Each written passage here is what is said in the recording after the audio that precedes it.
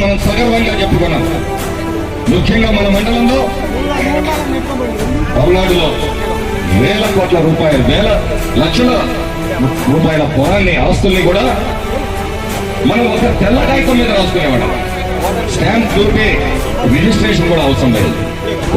అలాంటి ప్రజలు ఈరోజు ప్రతి క్షణం భయంతో ఈ రౌడీయుధానికి, ఈ గుండాయుధానికి, ఈ రాక్షస పరిపాలనకి, ఈ పోలీసు బూట్ల కింద నలిగిపోతా ఉంది. అంటే పల్నాడు ప్రజల ఆత్మగౌరవాన్ని పోలీసుల వ్యవస్థల పాదాల కింద నలిపివేసిన వ్యక్తులు ఈ దుర్మార్గపు పిన్నల్ని సోదరులు.